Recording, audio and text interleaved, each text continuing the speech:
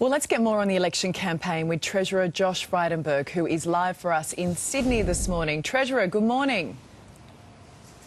Nice to be with you, Ali. So, look, John Howard didn't think that Anthony Albanese's gaffe was a big deal. As he said, so what? Well, I think it's getting pretty desperate for Anthony Albanese to turn to John Howard for political cover, because it was John Howard who said Anthony Albanese is not someone of substance and he's trying to sneak into government. The reality is Anthony Albanese's never held a Treasury portfolio. He's never delivered a budget. In opposition, he's always championed higher taxes, whether it's a congestion tax, a carbon tax, a mining tax, indeed higher superannuation taxes and family business taxes and housing taxes and retirees taxes at the last election. But over the last 3 years, he's been a very small target. And now that the election's been called, the spotlight is on him and Australians are getting a good look at who the alternative Prime Minister is. Did part of you feel sorry for him yesterday? No, because if you look at my speech on budget night, I said very clearly that the unemployment rate today was at 4%, the equal lowest in 48 years. Now, he was sitting right across the chamber, so I don't know what he was listening to. I don't know what he's been listening to, in fact, over the last couple of years of the pandemic, because Treasury feared that the unemployment rate could reach as high as 15%. Now it's at 4%.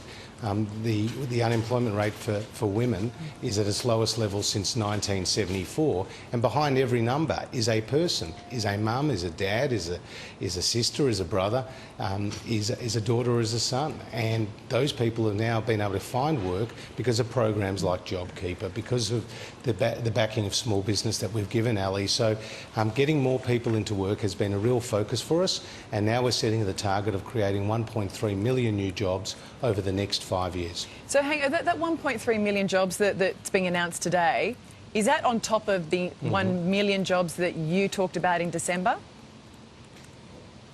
What it is from 2022 to 2027. So that is our focus over that 5-year plan. I get that. So it's but building. 1.3 million, does that include the million that you talked about in December, or are we talking about 2.3 million jobs or 1.3?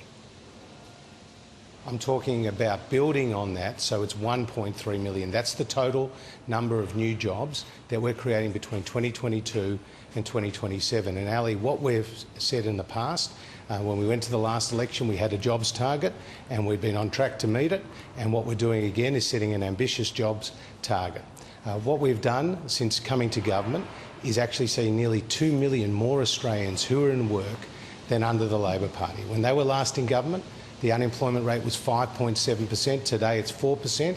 And on budget night, I announced that it was Treasury's forecast that the unemployment rate would fall to 3.75% by the September quarter. This is very significant because Australia's previous experience during the recessions of the 80s and the 1990s was that unemployment remained elevated for a very long time. This time round, we've avoided what the economists call the scarring of the labour market, and I don't know who Anthony Albanese has been listening to, but there's a very strong story for Australia to tell. Look, I mean, he came out and he made a mistake. It was a pretty big mistake day one, but I assume then you and your advisors ran through every possible fact and figure that might be thrown at you today, am I right?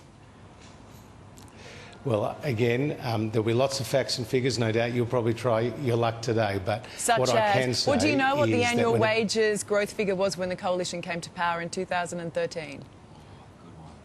Well, what I can tell you now is that it's above 2%, and that is the focus. And what we have seen is wages growth, and that's our real focus. So trying to rattle him, trying to get him. Look, I mean, the problem is that, you know, when you have these gotcha moments, I mean, the one that yesterday were definitely two figures he should have known. A clear win to Scott Morrison and the coalition day one, but it is a long campaign. It certainly is, and what Australians need to understand is that the election is a choice, and that choice is between a Liberal and a national coalition which has helped steer the Australian economy through the biggest economic shock since the Great Depression, and now sees that unemployment rate at 4%, the equal lowest in 48 years, with a lot more work to be done. And that was what we laid out in the budget, our economic plan for the future, with more investment in skills, manufacturing and the regions, and backing small business, and a Labor Greens coalition who has always championed higher taxes. And of course we'll spend more, and that would put unnecessary upward pressure on interest rates. So our focus has been to create more jobs, Ali, and that's what our track record shows we can do. Look, I mean, the Prime Minister, he didn't have the best day himself yesterday. Obviously, it was all overshadowed by what happened with Anthony Albanese. He had protesters in Hawaiian shirts. People just aren't forgiving him for that holiday during the bushfires. Well, what I would ask Australians to do is focus on the future and focus on the choice. And what both the Prime Minister and I have said is the last couple of years have been extremely trying. It has been the first global pandemic in more than a century of this scale, and it's been the biggest economic shock since the Great Depression. Yet Australia has done remarkably well, and that is what our focus has been on right throughout this pandemic, putting Australia in a very strong position. We now have one of the highest vaccination rates in the world, within the top 10 of the OECD. We have one of the lowest mortality rates in the world. We've avoided the morgues of Central Park that you saw in the United States. And we now have one of the strongest economic recoveries in the world, faster and stronger than the United States, the United Kingdom, Japan, Canada, France, Italy and Germany. And that's something all 26 million Australians have contributed to, and that's what our focus is going forward. And just finally, as Treasurer, how many $5 notes are in circulation in Australia? Well, again, as you know, we've moved away from the old notes to the credit card. And you're in charge of our money. It's 211 million, in case you get asked it later in the day. Anyway, it's going to become I can tell you what the most. I can tell you, Ali. I can tell you what the most important number is right now to the Australian people, and that is helping them create a job. And the fact that the unemployment rate is at 4%, and that we said on budget night it would go to 3.75%, and the fact that we now have one of the fastest and strongest economic recoveries in the world. They are the numbers that matter to Australians. And by the way, if you're filling up your petrol today and you're paying $1.65 or $1.70 a litre, that's more than 22 cents lower than what you were paying going into budget night. So that's something that we've helped address immediately, helping to ease that cost. All I'm visualising this morning is every minister and shadow minister sitting down with their advisors, going through every possible thing that anyone could possibly throw at them moving forward. Nice to see you this morning, Josh. Thank you. Well, coming up, we reveal the best